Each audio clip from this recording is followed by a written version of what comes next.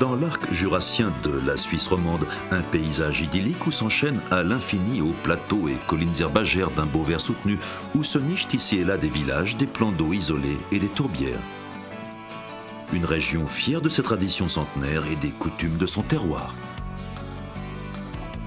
Ce paysage naturel préservé est la région d'origine de la tête de moine. Du Jura suisse, on connaît la tradition horlogère, les Franches-Montagnes, illustres races locales de chevaux et bien sûr la fameuse tête de moine. Bien loin des grandes villes, cette région a su préserver et vivre de l'harmonie entre son paysage, les animaux et l'homme. Il faut remonter à plus de 800 ans pour retrouver les premières traces de fabrication de fromage par les moines de Bellelay. Apprécié par sa qualité, il servait alors de monnaie d'échange. Un drôle de nom, tête de moine.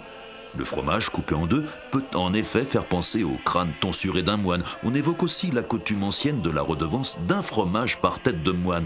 En tout cas, dès cette époque, tout laisse à penser que ce fromage était connu bien au-delà des murs du monastère.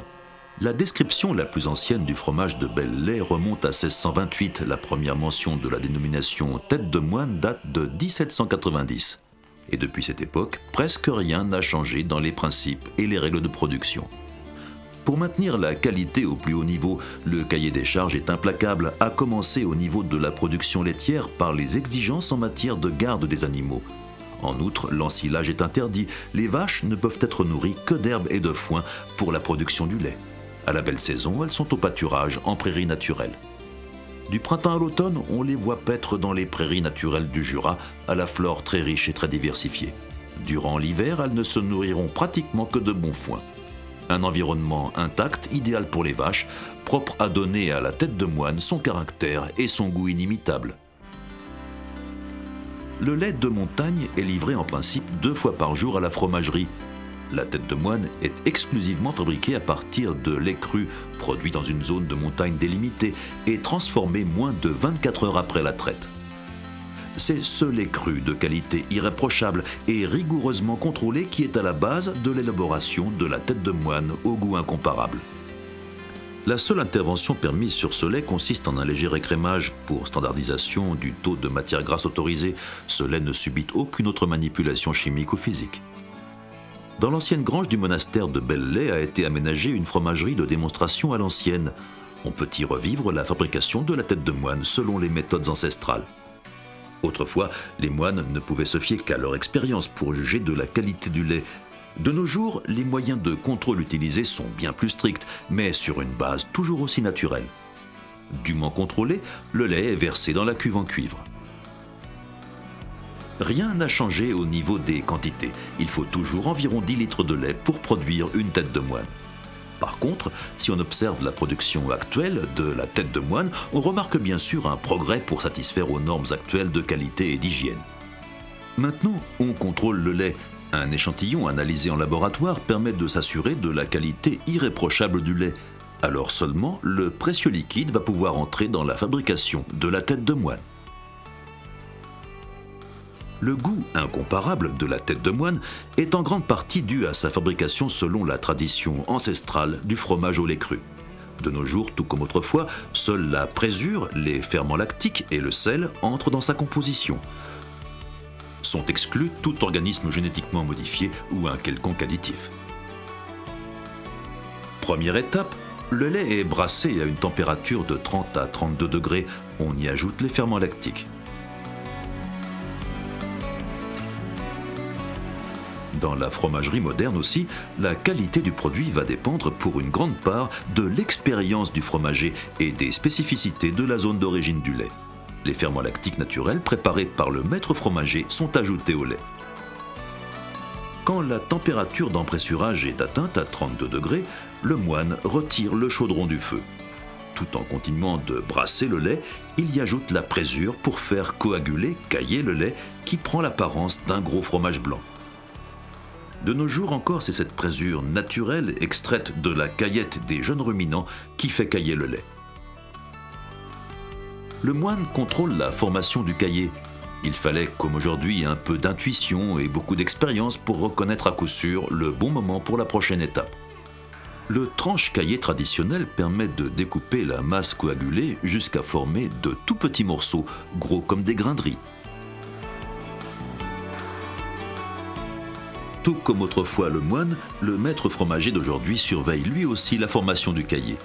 Précieux appoint pour la technique moderne, là encore, expérience et intuition sont utiles aux spécialistes pour élaborer un produit totalement naturel.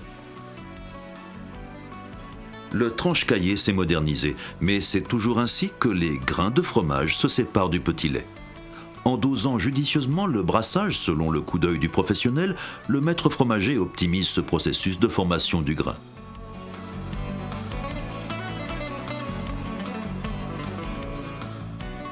Ensuite, pendant 30 minutes environ, le mélange de grains de fromage et de petit lait est progressivement chauffé aux alentours de 46 à 48 degrés et brassé longuement pour en affermir le grain et favoriser le développement des ferments.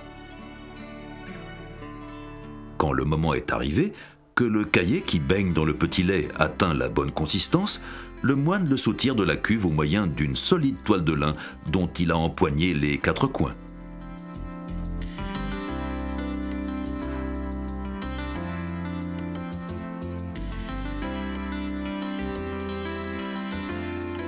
Une fois égoutté, le caillé est placé dans un casier en bois et pressé une première fois.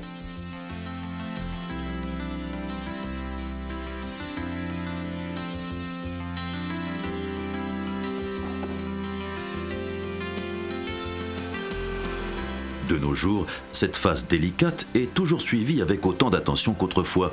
Quand le caillé est suffisamment égoutté, que le grain est à la bonne consistance, le contenu de la cuve à fromage est pompé vers de grands moules et pressé pour en faire sortir le petit lait. Après le premier pressage, le caillé est portionné, découpé en morceaux réguliers et pratiquement de même poids que la meule de tête de moine en fin d'affinage. Le fromage est alors placé dans des moules ronds et à nouveau pressé.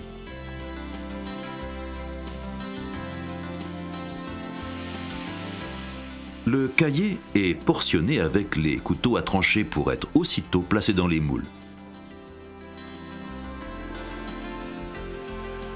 C'est à ce moment-là qu'est ajoutée la plaque de caséine, véritable passeport du fromage, identifiant l'atelier de fabrication ainsi que la date de fabrication.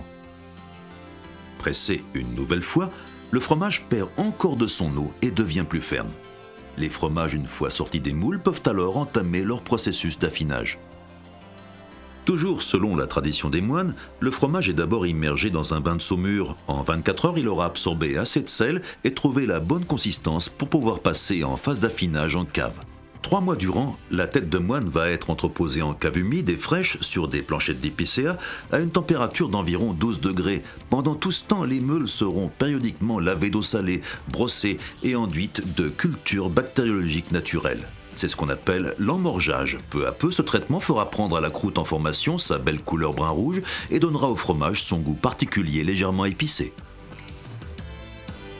Le maître affineur assure en continu les contrôles de qualité du fromage pour juger du développement du processus de maturation des meules.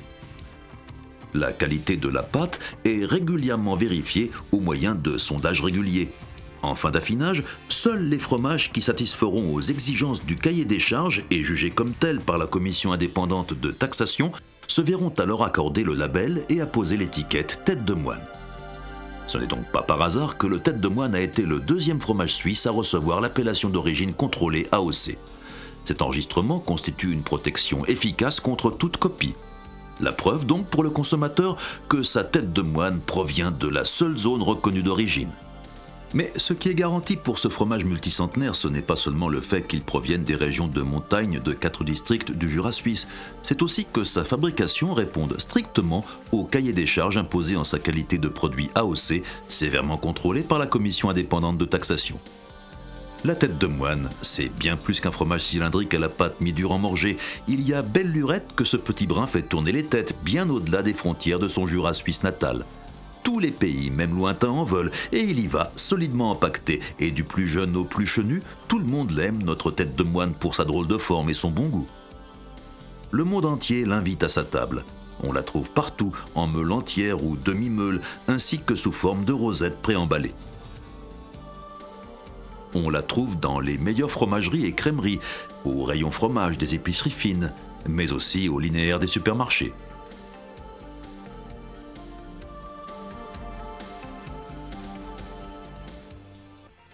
Sa popularité, la tête de moine la doit bien sûr à son bon goût, mais aussi à la façon si particulière de la déguster sous forme de ces fameuses rosettes, astucieusement taillées par la girole, inventée en 1981 par Nicolas Crevoisier, une petite révolution sur les plateaux de fromage. Son goût équilibré se marie très bien à pratiquement toutes les boissons.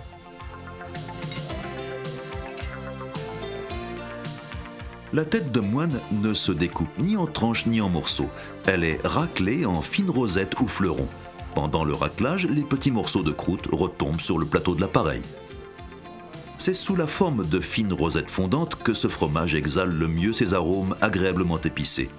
Les gourmands se régalent, les connaisseurs les laissent fondre délicatement sur la langue. Joliment assemblées, les rosettes donnent lieu à une infinité de présentations. Faciles et rapides à préparer, elles font la joie de tous, en toutes occasions sur les plateaux de fromage, à l'apéritif, en buffet. La tête de moine se conserve idéalement sous une cloche au réfrigérateur pour préserver longtemps tous les arômes du fromage. Elle est ainsi toujours prête à être dégustée, les plus belles rosettes étant obtenues avec un fromage très froid. On peut se réjouir de voir maintenant depuis plus de 800 ans la tradition du fromage de Bellelay.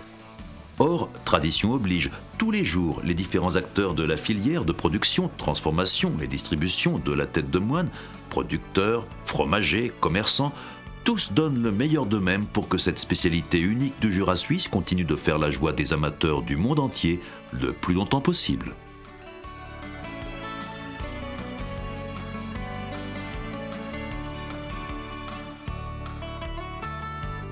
Pour d'autres informations sur Internet, www.têtedemoine.ch.